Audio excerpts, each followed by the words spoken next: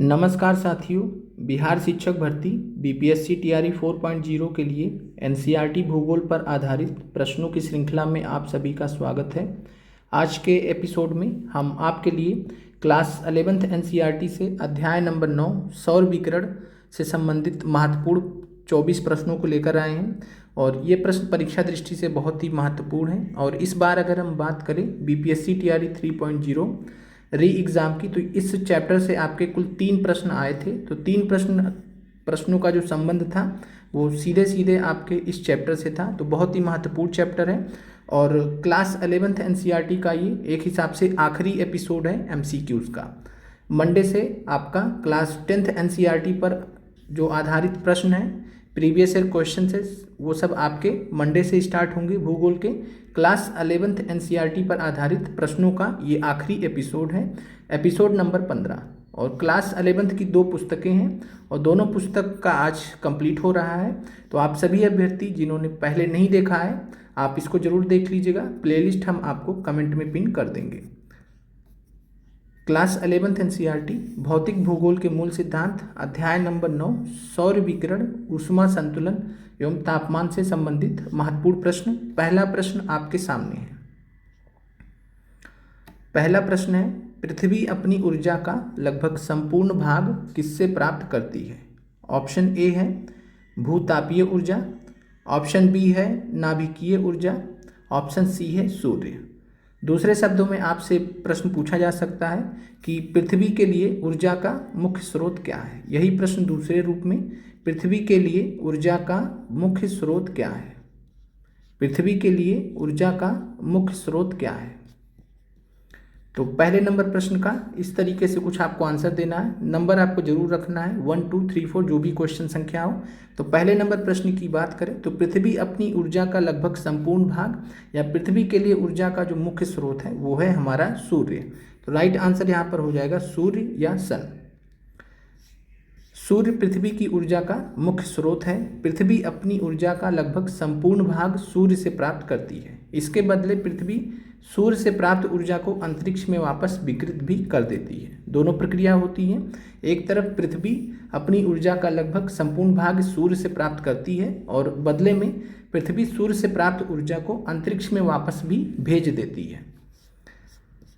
अगला प्रश्न आपके सामने है, पृथ्वी के पृष्ठ पर प्राप्त होने वाली ऊर्जा का अधिकतम अंश किस रूप में आता है? बहुत इंपॉर्टेंट प्रश्न है आपके लिए कि पृथ्वी के पृष्ठ पर यानी कि अर्थ के सरफेस पर the earth surface receives most of its energy in, किस रूप में पृथ्वी के पृष्ठ पर ऊर्जा आती है ये आपको बताना है।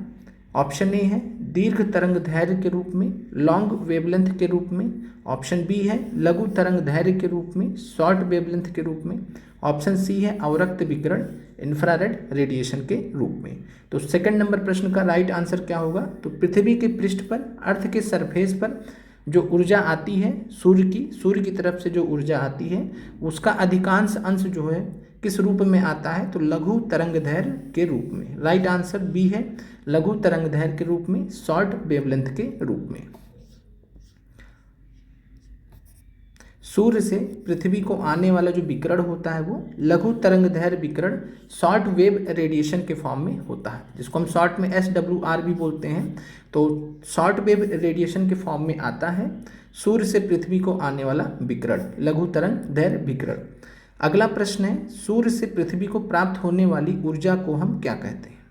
तीसरे नंबर प्रश्न को बताइएगा, सूर्य से पृथ्वी को प्राप्त होने वाली जो ऊर्जा रहती है उसे हम किस नाम से जानते हैं? सूर्यातप कहते हैं, इंसोलेशन कहते हैं, दीर्घ पार्थिव विकिरण कहते हैं, अल्बीडो कहते हैं, क्या कहते हैं? तो सूर्य से पृथ्वी को जो ऊर्जा प्राप्त होती है यानी कि जो आता हुआ जो सौर विकिरण है, जो आता हुआ सौर विकिरण है उसी से ऊर्जा प्राप्त हो रही है पृथ्वी को।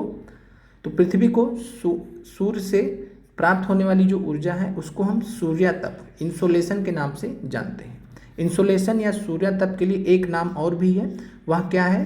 तो वह है सूर्य से पृथ्वी को प्राप्त होने वाली ऊर्जा को आगामी सौर विकिरण। तो आगामी सौर विकिरण इनकमिंग सोलर रेडिएशन भी कहते हैं, जिसको हम छोटे शब्द में सूर्यातप कहते हैं, इंसोलेशन कहते हैं। तो इनकमिंग सोलर रेडिएशन, आगामी सौर विकिरण। सूर्य से पृथ्वी को प्राप्त होने वाली ऊर्जा आगामी सौर विकिरण के रूप में प्राप्त होती है, जिसे हम सूर्यातप कहते हैं। और ये आगामी सौर विकिरण किस रूप में पाया जाता है, इनकमिंग सोलर रेडिएशन किस रूप में आता है, तो लघु तरंगदैर्घ्य के रूप में, जो हमने ऊपर देखा है लघु तरंगदैर्घ्य के रूप में। क्लियर हो गया होगा आप सभी को। अगले प्रश्न पर चलते हैं।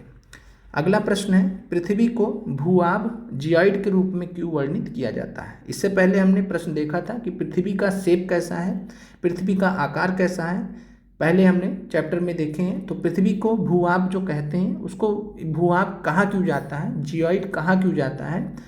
ध्रुवों पर पृथ्वी थोड़ी चपटी है, पृथ्वी ना तो बहुत गर्म है ना तो बहुत ठंडी है, पृथ्वी एक गोला के आकार में है। तो चौथे नंबर प्रश्न को आप आराम से एलिमिनेट करके लगा सकते हैं।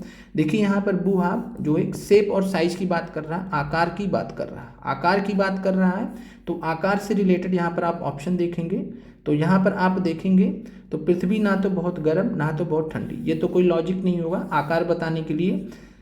पृथ्वी एक गोला के आकार में, आपको बहुत अच्छे से मालूम है कि पृथ्वी एक गोला नहीं माना जाता है। क्यों नहीं माना जाता है, क्योंकि जो ध्रुव वाला साइड, ध्रुव मतलब 90 डिग्री नॉर्थ और 90 डिग्री साउथ, तो उत्तरी ध्रुव और दक्षिणी ध्रुव वाला जो पोर्शन है, पृथ्वी इन दोनों स्थान पे थोड़ा चपटी है। कैसी है, थोड़ा चपटी है। तो कुल मिलाकर एक गोला ना होकर पृथ्वी किस रूप में दिखती है, तो पृथ्वी कुछ इस तरीके से दिखती है, कुछ इस तरीके से दिखती है। तो ध्रुवों पर पृथ्वी थोड़ी चपटी है, ये आपका राइट आंसर हो जाएगा। इसी के वजह से पृथ्वी को हम भूभाग कहते हैं, जियोइड शेप कहते हैं। Earth is slightly flattened at poles. अगला प्रश्न है, पृथ्वी सौर ऊर्जा के बहुत कम अंश को ही प्राप्त कर पाती है, ऐसा क्यों है आपको बताना है। The earth intercepts a very small portion of small sun's energy. Option आपके सामने है, चौथा पांचवा ऑप्शन आपको पता है। द सूर्य की किरणें वायुमंडल के ऊपरी भाग पर सीधे पड़ती हैं, इस वजह से। सूर्य की किरणें वायुमंडल के निचले भाग पर सीधी पड़ती हैं, इस वजह से। सूर्य की किरणें वायुमंडल के ऊपरी भाग पर तिरछी, जिसको हम ऑब्लिक कहते हैं, पड़ती हैं। क्या कारण होगा पांचवें नंबर प्रश्न का, तो पृथ्वी सौर ऊर्जा के बहुत कम अंश को ही प्राप्त कर पाती है। बहुत एक छोटा सा फ्रैक्शन होता है सूर्य की ऊर्जा का जो पृथ्वी प्राप्त करती है, और यह जो है किसके कारण है, तो सूर्य की किरणें जो है वायुमंडल के ऊपरी भाग पर तिरछी पड़ती हैं। सूर्य की जो किरणें होती हैं तो कुछ इस तरीके से पड़ती हैं, वायुमंडल के ऊपरी भाग पर तिरछी पड़ती हैं।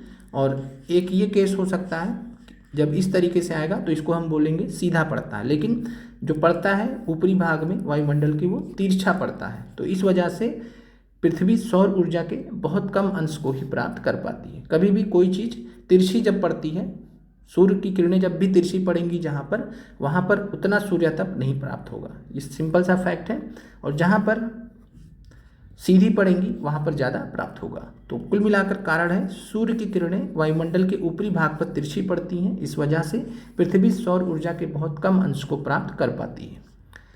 अगला प्रश्न आपके सामने है, पृथ्वी औसत रूप से वायुमंडल के ऊपरी सतह पर कितनी कैलोरी ऊर्जा, आपको कितनी कैलोरी बताना है, ऊर्जा बताना है कैलोरी में, कि जो कि प्रति वर्ग सेंटीमीटर प्रति मिनट में प्राप्त करती है। तो पृथ्वी औसत रूप से वायुमंडल की ऊपरी सतह पर कितनी कैलोरी ऊर्जा प्रति वर्ग सेंटीमीटर प्रति मिनट प्राप्त करती है। 1.84 कैलोरी प्रति वर्ग सेंटीमीटर प्रति मिनट।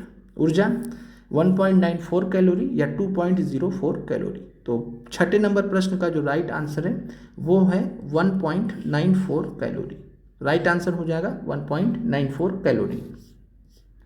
और आप सभी अभ्यर्थियों को बता दें कि आज आपका क्लास 11th एनसीईआरटी भूगोल समाप्त हो रहा है। अभी तक आप सबसे कठिन प्रश्नों को कर रहे थे, हमने आपको बहुत कोशिश की अपनी तरफ से कि आपको सरल से सरल शब्दों में समझाया जाए।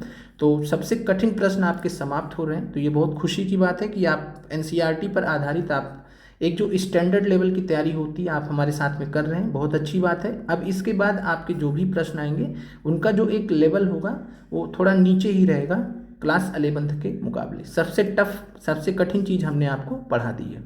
आप में से बहुत सारे अभ्यर्थियों की तैयारी बहुत अच्छी चल रही होगी, प्रश्न भी समझ में आ रहे होंगे। जिन अभ्यर्थियों के लिए नया है ये, तो आप अपने आप को थोड़ा सा समय दीजिए, पढ़िए चीज़ों को अच्छे से। हमने थ्योरी वाला पोर्शन भी पढ़ाया है, आप उसको भी देख लीजिए और उसके बाद आप प्रश्न जरूर देखिए। और साथ में एग्ज़ाम से पहले, बीपीएससी टीआरई 4 एग्ज़ाम से पहले आपको इन प्रश्नों को कम से कम 10 से 15 बार देख के जाना है। 10 से 15 बार देख के जाना है, अच्छे से आपको तैयार करके जाना है। और आप सभी को मालूम है कि आप अगर 30 प्रश्न कितना देर में आप पढ़ेंगे, एनालिसिस करेंगे, उससे कम समय में आप संदीप सर के वीडियो को देख लेंगे तो आपको समझ में भी आ जाएगा और क्लियर भी हो जाएगा। ये आप बहुत अच्छे से जानते हैं। तो राइट आंसर 6 नंबर प्रश्न का बी है। आगे बढ़ते हैं। पृथ्वी का वायुमंडल निम्नलिखित में से मुख्यतः किसके द्वारा तप्त होता है?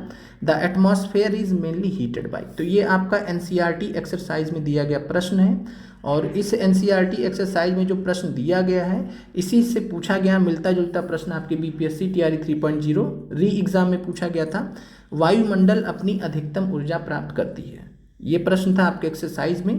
पृथ्वी का वायुमंडल निम्नलिखित में से मुख्यतः किसके द्वारा गर्म होता है, तप्त होता है?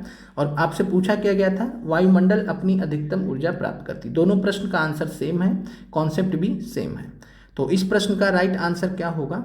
और आपने देखा होगा कि यूट्यूब पर बहुत बड़े बड़े दावे करने वाले कोचिंग संस्थानों ने इस प्रश्न का उत्तर निहायत गलत दिया था। क्या दिया था? सूर्य बताया था। हमने तो सूर्य ऑप्शन से हटा दिया है, सूर्य बताया था। चाहे वो टीचिंग परीक्षा वाले हों, चाहे वो अन्य जो कोचिंग संस्थान है, प्रश्न का उत्तर गलत ही बताया है। चाहे वो ऑफिसर एकेडमी वाले हों, तो कुल मिलाकर एनसीईआरटी पर जो प्रश्न पूछे गए हैं, अगर उन प्रश्नों के उत्तर भी अगर ये कोचिंग वाले सही नहीं बता पा रहे तो सीधी सी बात है कि आपको इनके चक्कर में पढ़ना ही नहीं चाहिए। जिन शिक्षकों को खुद ही जानकारी का अभाव हो वो आपको क्या पढ़ाएंगे, कितना पढ़ाएंगे। तो आपको इस चीज़ को भी ध्यान में लेकर चलना है कि आप अगर सही तरीके से ज्ञान अर्जित करते हैं तो वो बड़े से बड़े जो भी दिखाने वाले हैं कि हम बहुत बड़े टीचर हैं, बहुत सारे बच्चे ऐसे हैं वैसे हैं, इसमें आपको नहीं पढ़ना चाहिए।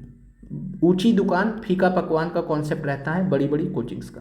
आपका ज्ञान सर्वोपरि है और हम अपनी तरफ से वो आपको देने का प्रयास कर रहे हैं। तो इस प्रश्न का जो राइट आंसर है वो है दीर्घ पार्थिव विकिरण तरंग। पृथ्वी का जो वायुमंडल होता है मुख्यतः किसके द्वारा गर्म होता है? वायुमंडल अपनी अधिकतम ऊर्जा किस रूप में प्राप्त करता है? दीर्घ पार्थिव विकिरण तरंग के द्वारा।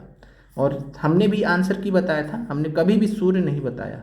आप में से ज़्यादातर अभ्यर्थी जानते होंगे हमने कभी भी सूर्य नहीं बताया, हमने हमेशा सी विकल्प बताया। कारण था एनसीईआरटी में चीज़ें दी गई हैं, हमने अच्छे से पढ़ रखा था, उस टाइम पे कॉन्सेप्ट क्लियर थे। इस वजह से पहली बार जब हमारे सामने प्रश्न आता है तो हमें मतलब विदाउट सेकंड थॉट हमने दीर्घ पार्थिव विकिरण तरंग आंसर लगाया, without any second thought.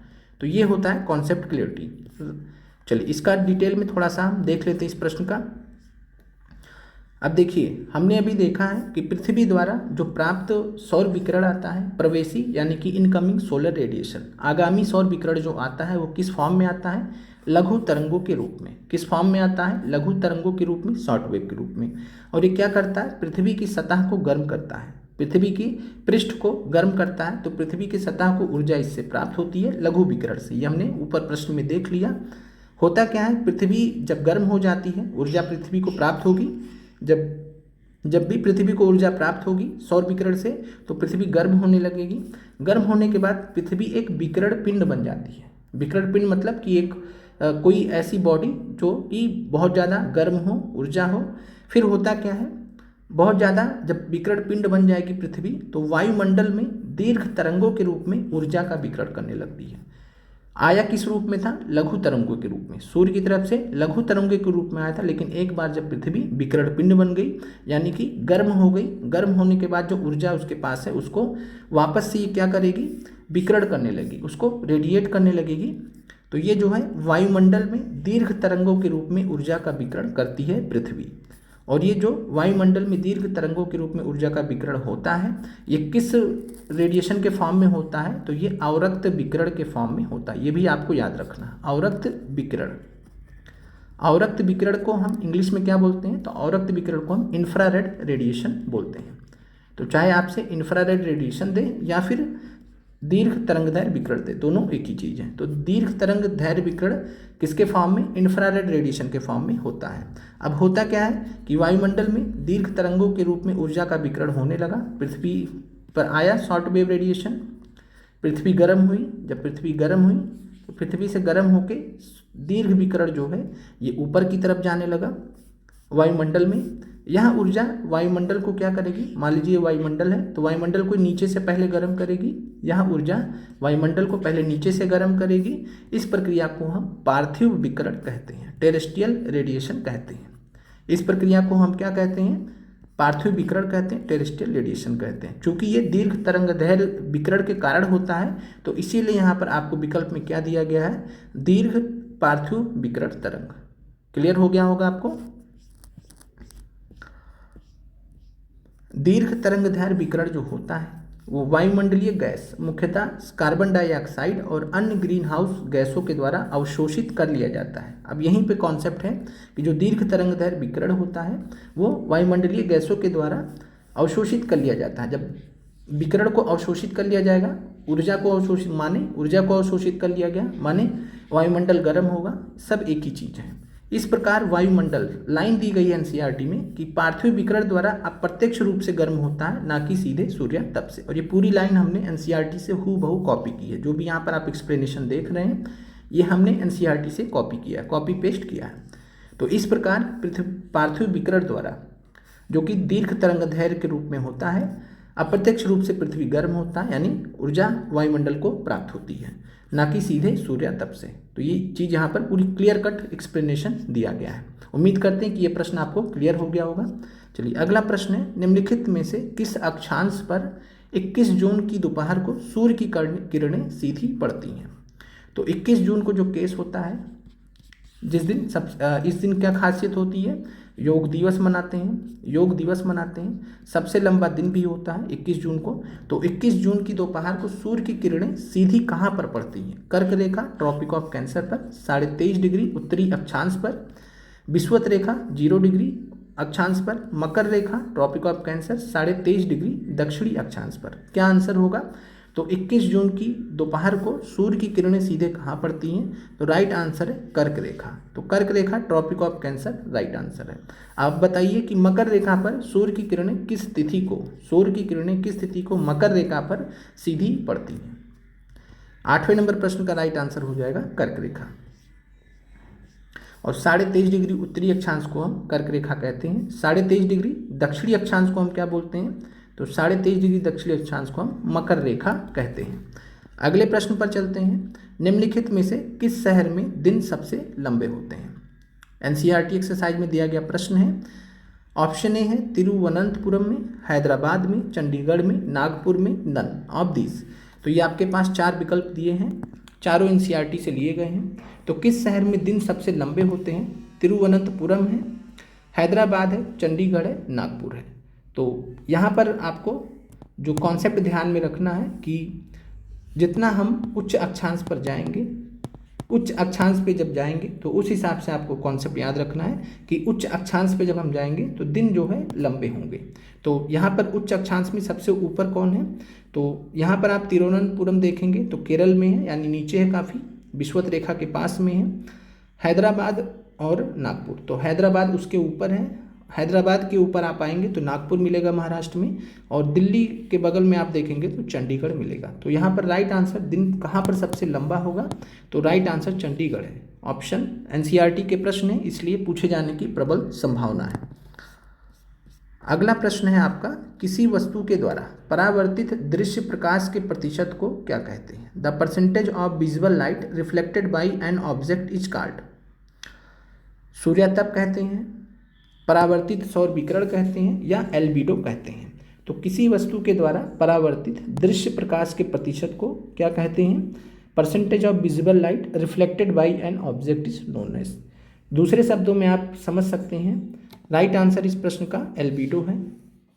Albedo जो होता है ये परावर्तित करने की क्षमता को दर्शाता है, परावर्तित रिफ्लेक्ट करने की क्षमता को दिखाता है। तो याद रखिएगा, जो सौर विकिरण आता है उसको रिफ्लेक्ट करने की जो क्षमता दिखाता है उसी को बोलते हैं हम एल्बिडो। मान लीजिए कि वायुमंडल के ऊपरी सतह पर प्राप्त सूर्यातप 100% है, यानी कि जो सौर विकिरण आया वायुमंडल के ऊपरी सतह पर सबसे पहले पहुंचेगा, तो सूर्य मान लीजिए 100% आया तो होता क्या है कि वायुमंडल से गुजरते हुए ऊर्जा का कुछ अंश परावर्तित होता है, कुछ अंश प्रकीर्णित होता है, कुछ अवशोषित कर लिया जाता है, शेष भाग ही पृथ्वी पर पहुंचता है। यहाँ पर आपसे परीक्षा में पूछा जा सकता है कि 100 में से कितनी इकाइयाँ पृथ्वी धरातल पर पहुंचने से पहले अंतरिक्ष में परावर्तित हो जाती हैं। तो ये अंतरिक्ष में जो परावर्तित हो रही हैं ये एल्बिडो के कारण हो रही हैं। यहाँ पे कारण एल्बिडो है कि एल्बिडो पावर होती है पृथ्वी के वायुमंडल की। तो 100 इकाई में से 35 इकाई जो होती है वो पृथ्वी के धरातल पर पहुंचने से पहले ही अंतरिक्ष में परावर्तित की जाती है। तो आपको प्रश्न पूछा जा सकता है कि आने वाले प्रश्न आपसे क्या पूछा जाएगा, पृथ्वी के वायुमंडल के ऊपरी सतह पर प्राप्त सूर्यतप का 100% का कितना प्रतिशत या कितना इकाई जो है धरातल पर पहुंचने से पहले ही अंतरिक्ष में परावर्तित कर दिया जाता है। तो राइट आंसर हो जाएगा 35 इकाइयाँ। और यहाँ पर 27 इकाइयाँ बादलों के ऊपरी छोर से परावर्तित होती हैं और 2 इकाई पृथ्वी के हिमाच्छादित क्षेत्रों से परावर्तित होकर लौट आती हैं। तो ये आपको ध्यान रखना है कि 27 इकाइयाँ 35% वापस चला जाता है पृथ्वी के धरातल पर पहुंचने से पहले ही, जिसमें 27% इकाइयाँ बादलों के ऊपरी छोर से और 2 इकाइयाँ पृथ्वी के हिमाच्छादित क्षेत्रों से। पृथ्वी के जो हिमाच्छादित क्षेत्र होते हैं या तो वो उच्च अक्षांश में स्थित हैं या तो फिर वो जो है ऊंचे हाइट पर स्थित हैं। आपको मालूम है पहाड़ कितने ऊंचे होते हैं, वहाँ पर जो है हिमाच्छादित क्षेत्र हैं और हिमाच्छादित क्षेत्रों से परावर्तित होकर 2% या 2 यूनिट लौट आता है और बादलों के ऊपरी छोर से वापस लौट आता है 27 इकाई। बाकी जो 6 यूनिट रहता है वो आगे की प्रक्रिया में वापस चला जाता है। टोटल 35 यूनिट वापस जाता है और केवल पृथ्वी को कितना पहुँचता है 65%, यानी 65 यूनिट या 65 इकाई पृथ्वी के धरातल तक पहुँचता है, 35% वापस। सौर विकिरण की इस परावर्तित मात्रा को हम पृथ्वी का एल्बिडो कहते हैं। अगले प्रश्न पर चलते हैं। प्रश्न है निम्नलिखित में से कौन सी एक सतह पर सर्वाधिक एल्बिडो होता है। तो किसका जो है कौन सी सतह का एल्बिडो सर्वाधिक होगा, यानी परावर्तित करने की क्षमता सर्वाधिक होगी। घने बादल है, मरुस्थल है, उष्णकटिबंधीय वन है। तो 11 नंबर प्रश्न का राइट आंसर क्या होगा, तो कौन सी सतह सर्वाधिक एल्बिडो होती है। राइट आंसर है घने बादल। तो जो डेंस क्लाउड होते हैं, अभी हमने देखा जो बादल होते हैं 27 यूनिट, 100 में से 27 यूनिट वापस कर देते हैं। इसका मतलब सर्वाधिक एल्बिडो किसका हो जाएगा, बादलों का हो जाएगा। मरुस्थल वाले क्षेत्र में बादल बनते ही नहीं हैं, ना के बराबर बनते। तो यहाँ का रिफ्लेक्टिंग पावर एल्बिडो पावर क्या होगा, सबसे कम होगा, मरुस्थल का सबसे कम होगा। क्लियर है। उष्णकटिबंधीय वन जो होते हैं गर्मी तो बहुत होती है लेकिन बारिश भी बहुत होती है। तो गर्मी बहुत होती है, बारिश बिना बादल के बारिश होगी क्या, तो बारिश होती है। ठीक है, ये चीज़ है। तो यहाँ पर कुल मिलाकर घने बादल जब दे दिया गया है तो स्पेसिफिक आंसर आपका ए है, घने बादल। राइट आंसर ए है इस प्रश्न का। निम्नलिखित में से किस एक भूपृष्ठ में उच्चतम एल्बिडो होता है। ऑप्शन है हिमाच्छादित पर्वत है, बंजर पथरीला गिरिपथ भूपृष्ठ है, बलुई मरुस्थल है। आपको बताना है 12वें नंबर प्रश्न का राइट आंसर क्या होगा, किस एक भूपृष्ठ में उच्चतम एल्बिडो होगा। सबसे ज़्यादा परावर्तित करने की क्षमता निम्नलिखित विकल्पों में किसके पास होगी। तो चूंकि घने बादल तो हट गया ऑप्शन से। अब यहाँ पर आपको हमने बताया था 27% अगर बादल वापस करता है तो 2% हिमाच्छादित क्षेत्र करते हैं। हिमाच्छादित जो पर्वत हैं ये उच्चतम एल्बिडो धारण करते हैं बादलों के बाद। तो ये आपको क्लियर होना चाहिए कि हिमाच्छादित पर्वत यहाँ पर आपका राइट आंसर है। और सिंपल में आप इतना ध्यान रखिए कि बर्फ से आच्छादित कोई भी सरफेस हो, कोई यानी बर्फ का जो रिफ्लेक्ट करने का, सूर्य के विकिरण को रिफ्लेक्ट करने का, परावर्तित करने की जो क्षमता होती है वो बहुत ज़्यादा होती है या सबसे ज़्यादा होती है। तो यहाँ पर आपसे प्रश्न इस तरीके से पूछेगा तो आपको घने बादल मानना है। अगर घने बादल विकल्प नहीं रहेगा तो कुछ इस तरीके से प्रश्न आपको आएगा, तो हिमाच्छादित पर्वत आपका राइट आंसर हो जाएगा। निम्नलिखित में से कौन सा अन्य 3 की तुलना में अधिक सूर्य के प्रकाश को वापस परावर्तित करता है। ये आपका यूपी पीसीएस में पूछा गया सवाल है, तो उसको भी हमने इंक्लूड कर दिया है। तो निम्नलिखित में से कौन सा अन्य 3 की तुलना में अधिक सूर्य के प्रकाश को परावर्तित करता है, यानी एल्बिडो पावर किसकी सबसे ज़्यादा है। तो ऑप्शन है रेत का रेगिस्तान, ताज़ा बर्फ से ढकी भूमि, प्रेरी भूमि, समशीतोष्ण वाली। जो अमेरिका में, कनाडा में पाई जाती है। तो आप सभी को मालूम है कि बर्फ़ जहाँ हो जाएगा वही आपका आंसर हो जाएगा। तो ताज़ा बर्फ़ से कोई ढकी अगर भूमि है तो वो जो है उसका रिफ्लेक्टिंग पावर औरों से ज़्यादा होगा। तो राइट आंसर यहाँ पर आपका बी है। अगला प्रश्न आपके सामने है, पृथ्वी व सूर्य के बीच अधिकतम दूरी कब होती है? ये आपका बीपीएससी टीआरई 3.0 री एग्जाम में पूछा गया सवाल है। पृथ्वी व सूर्य के बीच अधिकतम दूरी कब होती है, इसी चैप्टर से आपका पूछा गया सवाल है। उपसौर में, पेरिहीलियन के टाइम पे, ग्रीष्म संक्रांति समर सोलिस्टिस के टाइम में, अपसौर एपहीलियन के टाइम में। तो पृथ्वी व सूर्य के बीच जो अधिकतम दूरी होती है ये हमने आपको थ्योरी वाली क्लास में भी समझाया था। तो पृथ्वी व सूर्य के बीच जो अधिकतम दूरी होती है वो अपसौर हम उसको कहते हैं, एपहीलियन बोलते हैं। और एपहीलियन होता कब है? तो ये होता है 4 जुलाई को। तो आपको डेट भी याद रखना है कि पृथ्वी व सूर्य के बीच अधिकतम दूरी कब होती है, अपसौर एपहीलियन में कब होता है, 4 जुलाई को। तो ये आपको ध्यान रखना है कि 4 जुलाई को एपीहिलियन के टाइम पे, अपसौर के टाइम पे पृथ्वी व सूर्य के बीच में अधिकतम दूरी होती है। अगला प्रश्न है, पृथ्वी व सूर्य के बीच न्यूनतम दूरी कब होती है? इस तरीके से इस बार आपसे पूछा जा सकता है। पिछली बार अधिकतम पूछ लिया, इस बार न्यूनतम आपसे पूछा जा सकता है। तो पृथ्वी व सूर्य के बीच न्यूनतम दूरी जो होती है वो उपसौर में होती है, पेरिहीलियन में होती है। और ये कब होता है? तो ये होता है 3 जनवरी को। डेट आपको याद रखना है, 3 जनवरी को उपसौर की घटना होती है, पेरिहीलियन की घटना होती है। 3 जनवरी को क्या होता है? पृथ्वी व सूर्य के बीच न्यूनतम दूरी होती है। चलिए अगला प्रश्न है इसी पर आधारित, निम्नलिखित में से पृथ्वी द्वारा प्राप्त वार्षिक सूर्यताप इंसोलेशन कब सर्वाधिक होता है? तो पृथ्वी जो वार्षिक सूर्यताप प्राप्त करती है यानी एनुअल इंसोलेशन जो प्राप्त करती है सूर्य से, वो कब सर्वाधिक होता है? 4 जुलाई को होता है जब अपसौर होता है, 21 जून को जब समर सोलिस्टिस होता है, या 3 जनवरी को जब उपसौर होता है। तो आपको बताना है कि किस केस में पृथ्वी द्वारा प्राप्त वार्षिक सूर्यताप इंसोलेशन सर्वाधिक होगा। तो जाहिर सी बात है जब पृथ्वी क्या होगा? जब पृथ्वी व सूर्य के बीच दूरी न्यूनतम होगी, यानी कि 3 जनवरी को पृथ्वी व सूर्य के बीच में जब दूरी न्यूनतम होगी तो क्या होगा? 3 जनवरी को उपसौर पेरिहीलियन की स्थिति में पृथ्वी सूर्य से सबसे निकट होगी। इस दिन पृथ्वी द्वारा प्राप्त वार्षिक सूर्यताप सर्वाधिक होगा।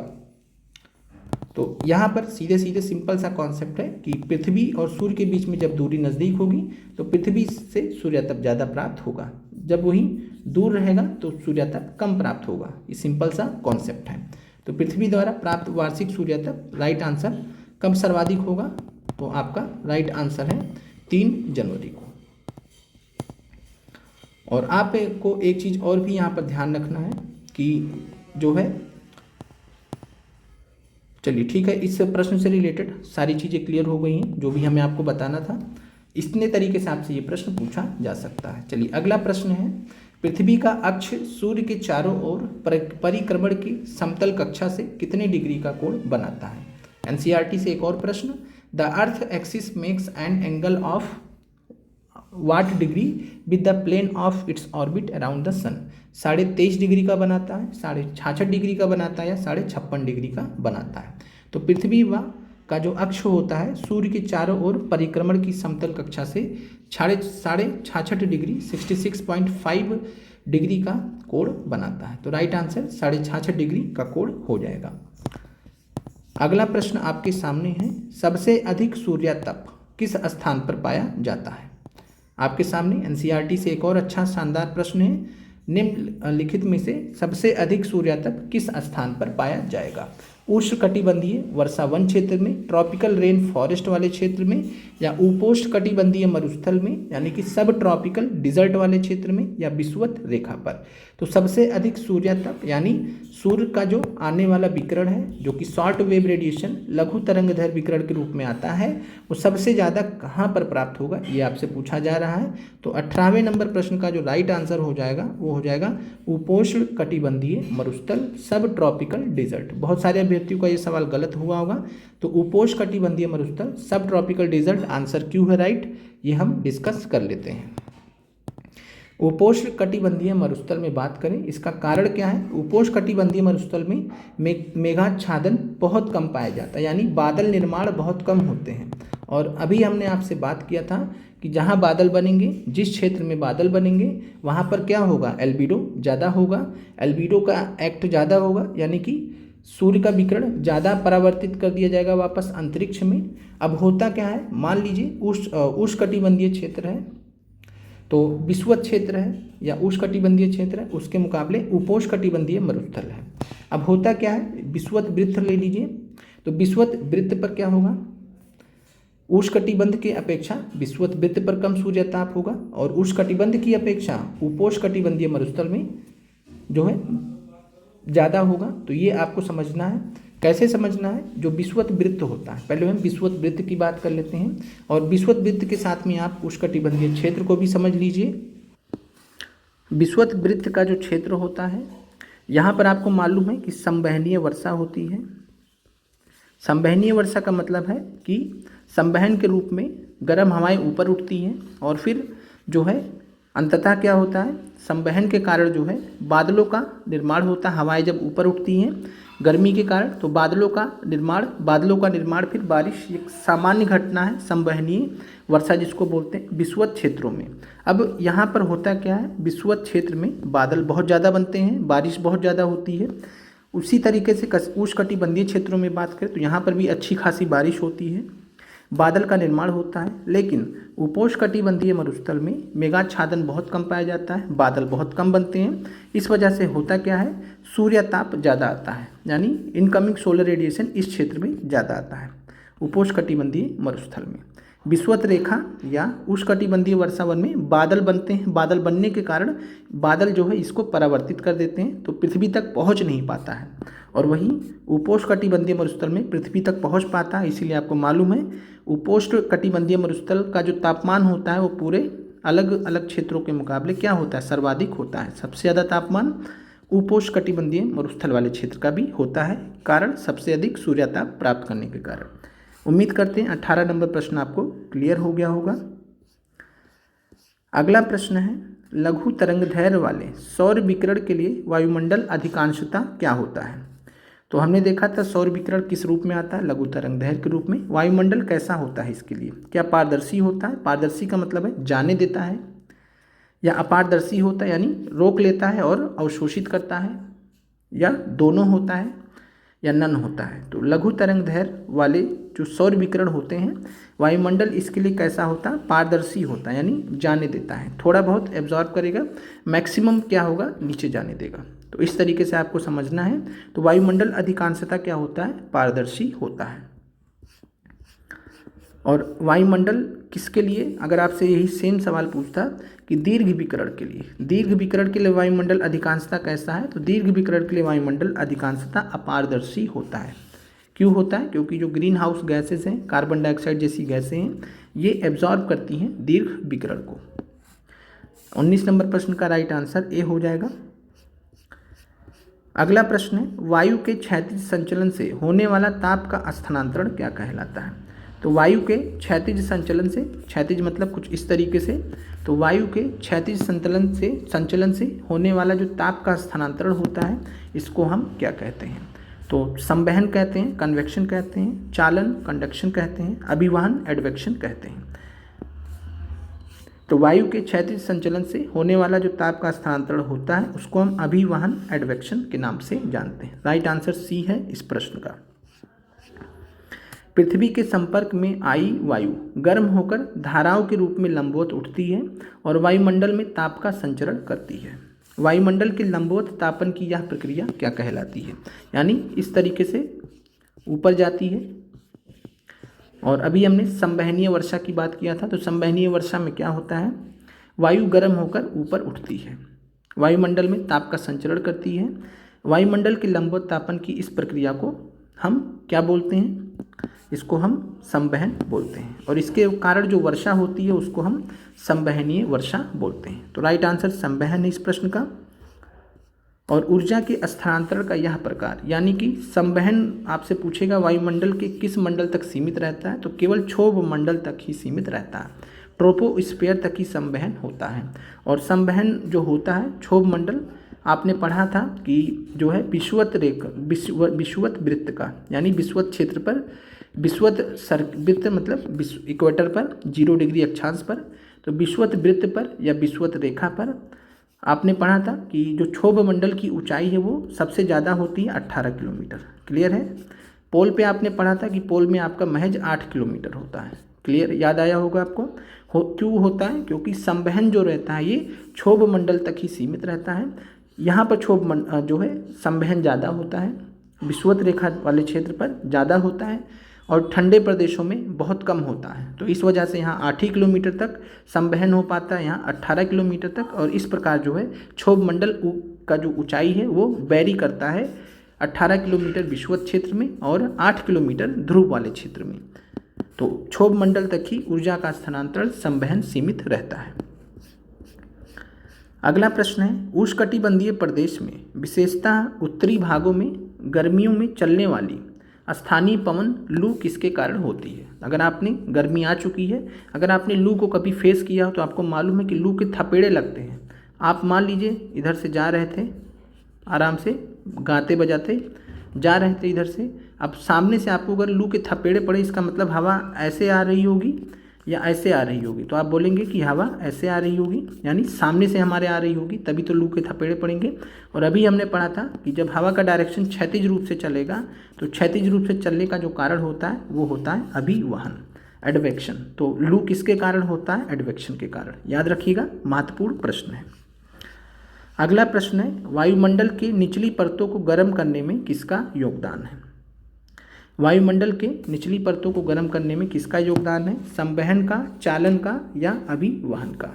तो वायुमंडल की निचली परतों को जो गर्म करती है वो करते हैं संवहन। तो संवहन के रूप में हवा या वायु ऊपर उठती है, पहले वायुमंडल का निचला मंडल आएगा, निचला परत आएगा, तो निचला परत गर्म होगा, वायुमंडल का निचला परत गर्म हो जाएगा। तो ये संवहन के कारण निचली परतों को गर्म करने में योगदान होता है। याद रखिएगा, जब आपसे निचली परत पूछेगा तभी आपको संवहन मानना है।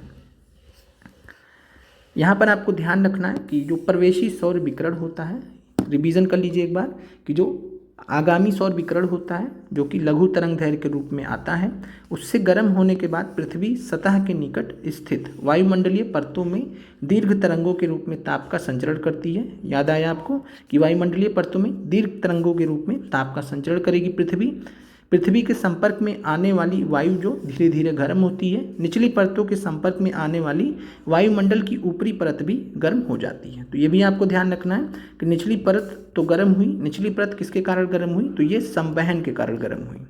किसके कारण गर्म हुई? संवहन के कारण गर्म हुई। और निचली परतों के संपर्क में आने के कारण वायुमंडल की ऊपरी परत भी गर्म हो जाती है। तो याद रखिएगा, कभी भी एक सरफेस से दूसरा सरफेस जब गर्म होता है तो इस प्रक्रिया को हम कंडक्शन बोलते हैं, चालन बोलते हैं। तो यहाँ पर आपको समझना है, जैसे आप सिंपल एग्जांपल ले लीजिए कि चालन किसे कहते हैं। पहले आप ये क्लियर कर लीजिए यहाँ पर कि निचली परतों को गर्म करने में संवहन का योगदान है। जो निचली परत है, अब ये परत गर्म हो गया तो ये परत निचला जब गर्म हो गया तो ऊपर वाले को भी गर्म किया। तो जो ऊपर वाले को गर्म, निचले से ऊपर वाला जो गर्म हो रहा है, इसको हम चालन कहते हैं। इस प्रश्न का आंसर ये है। एक सिंपल सा एग्जांपल आपको दे देते हैं। आप में से बहुत सारे अभ्यर्थी रोटी बनाते होंगे तवे पर, ठीक है। अब होता क्या, हमने गैस ऑन किया, यहाँ पर स्टोव पे रखा, गैस ऑन किया। गैस ऑन होने पर क्या हुआ? तवा गर्म हुआ, तवा गर्म हो गया। जब हम इस पर रोटी रखते हैं, बनाने के लिए रोटी रखते हैं, तवा गर्म होने के कारण रोटी गर्म हो गया, तवा गर्म होने के कारण रोटी गर्म हो गया। तो ये क्यों तवा गर्म हुआ, रोटी क्यों गर्म हुआ है? कंडक्शन के कारण। ये आपको सिंपल में कंडक्शन समझना है। तो 3 प्रकार की जो प्रक्रिया है ये आपको क्लियर हो गई होगी। अभिवहन, जब क्षैतिज रूप से हवाएं चलेंगी, वायु का संचरण होगा, ताप का संचरण होगा। संवहन, जब वर्टिकल रूप से, ऊर्ध्वाधर रूप से लंबवत रूप से जब संचरण होगा ताप का। और चालन के कब होगा? जब एक सरफेस गर्म होगा, उसके वजह से दूसरा गर्म हो जाएगा, उसको हम चालन कहेंगे। उदाहरण हमने आपको समझा दिया। निचली परतों के संपर्क में आने के कारण वायुमंडल की ऊपरी परत भी गर्म हो जाती है। इस प्रक्रिया को चालन, कंडक्शन कहा जाता है। चालन तभी होता है जब असमान ताप वाले दो पिंड एक दूसरे के संपर्क में आते हैं। जैसे तवा रखा आपने, तवा गर्म था, मान लीजिए तवा 50 डिग्री टेम्परेचर पे था, आपने गर्म कर दिया बढ़िया से। रोटी आपने रखा, रोटी आपको मालूम है रोटी का टेम्परेचर कम ही होगा, रोटी का तापमान कम होगा, ठंडा होगा। अब हुआ क्या, रोटी का तापमान कम है, तवे का ज़्यादा है, तो तवे से जो तापमान था ये रोटी पर फिक्स हो गया। तो गर्म पिंड से ठंडे पिंड की ओर ऊर्जा का प्रवाह हुआ, तो गर्म तवे से ठंडे रोटी की तरफ ऊर्जा का प्रवाह हुआ, यानी जो गर्मी इसके अंदर थी तवे के अंदर वो रोटी में चली गई। तो इस तरीके से हुआ, और इस प्रक्रिया को हम कंडक्शन चालन बोलते हैं। 3 प्रक्रिया हमने आपको क्लियर कर दिया। आखिरी प्रश्न है ओजोन, और इसके बाद हम एक कॉन्सेप्ट को भी देखेंगे। प्रश्न उससे हम नहीं बना पाए समय की कमी के कारण, तो हम उसको समझा देंगे दोबारा से, क्योंकि परीक्षा दृष्टि से ज़रूरी है। चलिए अगला प्रश्न है आपका, ओजोन के बारे में सत्य कथन है। ये आपका बीपीएससी टीआरई 3.0 री एग्ज़ाम में पूछा गया था। वायुमंडल की अत्यधिक अस्थायी गैस है, मध्य मंडल में पाई जाती है, उच्च तरंगदैर्घ्य की विकिरण को अवशोषित करती है। तो इस चैप्टर का संबंध भी इसी चैप्टर से भी है, और साथ में जो हमने कल वायुमंडल की परतें पढ़ी थी उस चैप्टर से भी है। तो क्लियर है आपको कि एक ही चैप्टर से जो है 3-3 प्रश्न पूछे जा रहे हैं। कल हमने जो डिस्कस किया था वहाँ पर भी इसके बारे में जानकारी दी गई है। तो ओजोन के बारे में सत्य कथन कौन सा है, तो वायुमंडल की अत्यधिक अस्थायी गैस है। अस्थायी गैस नहीं होती ओजोन, कैसी होती, अस्थायी गैस होती है। अस्थायी गैस होती है। ओजोन का निर्माण होता है, ओजोन का निर्माण भी होता है, और ओजोन का क्षरण भी होता है। आपने पढ़ा होगा ओजोन का क्षरण, डिप्लीशन ऑफ ओजोन लेयर। तो ओजोन का निर्माण भी होता रहता है, ओजोन का क्षरण भी होता रहता है, दोनों प्रक्रिया अनवरत चलती रहती है। तो इसलिए कभी भी अस्थायी गैस हम ओजोन को नहीं मानेंगे। कैसी गैस है, अस्थायी गैस है। मध्य मंडल में पाई जाती है, तो निहायत ही गलत स्टेटमेंट है। आपको मालूम है समताप मंडल में पाई जाती है ओजोन, समताप मंडल में ओजोन परत पाई जाती है, कल हमने डिस्कस किया था। फिर अगला है उच्च तरंगदैर्घ्य की विकिरण को अवशोषित करती है, तो ये भी गलत स्टेटमेंट है। राइट आंसर आपका नन ऑफ दिस है। ओजोन की बात करें तो ओजोन का काम क्या होता है, तो ओजोन सूर्य से आने वाली लघु तरंगदैर्घ्य विकिरण को, और जो सूर्य से आने वाली किस प्रकार की विकिरण को रोकती है, तो पराबैंगनी विकिरण को। तो पराबैंगनी विकिरण यूवी रेडिएशन को ओजोन सूर्य से आने वाले पराबैंगनी विकिरण को अवशोषित करती है, और ये जो सूर्य से आने वाला जो विकिरण होता है वो लघु तरंगदैर्घ्य विकिरण के रूप में होता है। ये हमने पहले पढ़ लिया है। तो लघु तरंगदैर्घ्य विकिरण को ओजोन सामान्यतः अवशोषित करती है। तो राइट आंसर यहाँ पर आपका नन ऑफ दीज हो जाएगा। तीनों ऑप्शंस आपको क्लियर हो गए होंगे। चलिए एक इम्पॉर्टेंट कॉन्सेप्ट है, यहाँ पर हम समझ लेते हैं। एक होता है नॉर्मल लैप्स रेट, और एक होता है तापमान का व्युत्क्रमण, टेम्परेचर इन्वर्जन। टेम्परेचर इन्वर्जन दो कॉन्सेप्ट हैं, इसको समझ लीजिए, फिर आपकी क्लास समाप्त हो जाएगी। होता क्या है, हमने देखा था कि 1000 मीटर की ऊंचाई बढ़ने पर 6.5 डिग्री सेल्सियस, ये आपको मालूम होना चाहिए कि 6.5 डिग्री सेल्सियस टेम्परेचर क्या होता है, कम होता है। यानी 1000 मीटर हम गए तो 6.5 डिग्री सेल्सियस टेम्परेचर कम होता है, और इसको हम बोलते हैं सामान्य ह्रास दर। सामान्य ह्रास दर नॉर्मल लैप्स रेट। इसका मतलब जैसे जैसे ऊंचाई बढ़ेगी तापमान घटेगा, इसको ये सामान्य प्रक्रिया है, इसलिए इसको हम सामान्य ह्रास दर बोलते हैं, नॉर्मल लैप्स रेट बोलते हैं। ह्रास मतलब कमी आ रही है, टेम्परेचर में कमी आ रही है। तो उत्तुंगता के बढ़ने के साथ तापमान के घटने की दर को, उत्तुंगता का मतलब होता है हाइट, हाइट बढ़ने, ऊंचाई बढ़ने के साथ तापमान के घटने की दर को हम सामान्य ह्रास दर कहते हैं। ये आपको क्लियर है। यानी 1000 मीटर की ऊंचाई बढ़ी, ऊंचाई बढ़ने पर घट गया। क्लियर है। तापमान का व्युत्क्रमण क्या होता है, टेम्परेचर इन्वर्जन क्या होता है, तो ये तापमान का जो व्युत्क्रमण होता है जब समान ह्रास दर उल्टा हो जाए। यानी समान ह्रास दर का मतलब क्या है, ऊंचाई के साथ में तापमान कम होना, लेकिन तापमान का व्युत्क्रमण क्या होता है, ऊंचाई के साथ में तापमान बढ़ना, तापमान बढ़ रहा हो ऊंचाई के साथ में, तो ये जो है सामान्य ह्रास दर के उल्टा हो गया। तो ये फ़र्क है जो आपको ध्यान रखना है। तो तापमान के व्युत्क्रमण में क्या होगा, ऊंचाई के साथ तापमान ज़्यादा होगा, बढ़ेगा। समानता तापमान ऊंचाई के साथ घटता जाता है, जिसे हम सामान्य ह्रास दर कहते हैं। तो ये आपको क्लियर है। तापमान का व्युत्क्रमण क्या होता है, कई बार स्थिति बदल जाती है, समान ह्रास दर उलट जाती है। समान ह्रास दर उलट जाने का मतलब है तापमान बढ़ा और टेम्परेचर घटने की जगह बढ़ गया। इसी को हम तापमान का व्युत्क्रमण, टेम्परेचर इन्वर्जन कहते हैं। तापमान के व्युत्क्रमण के लिए आदर्श दशाएं क्या है, ये आपके परीक्षा में कई बार पूछा जाता है। तो सर्दियों की मेघ विहीन लंबी रात तथा शांत वायु व्युत्क्रमण के लिए आदर्श दशाएं, ये आपको मालूम होना चाहिए, याद रखिएगा। सर्दियों की मेघ विहीन लंबी रात और शांत वायु व्युत्क्रमण के लिए, टेम्परेचर इन्वर्जन के लिए आदर्श दशाएं होती हैं। और तापमान का जो व्युत्क्रमण है, टेम्परेचर इन्वर्जन है, ध्रुवीय क्षेत्रों में वर्ष भर होता है। तो कहाँ पर वर्ष भर होता है? ध्रुवीय क्षेत्रों में। इसके अलावा उदाहरण क्या होता है? तापमान के व्युत्क्रमण का उदाहरण क्या होता है? तो तापमान के उत्क्रमण का साधारण जो उदाहरण है, सुबह के समय जो घना कोहरा बनता है वो किसके कारण बनता है? तो सुबह के समय जो घना कोहरा बनता है वो तापमान के व्युत्क्रमण के कारण बनता है।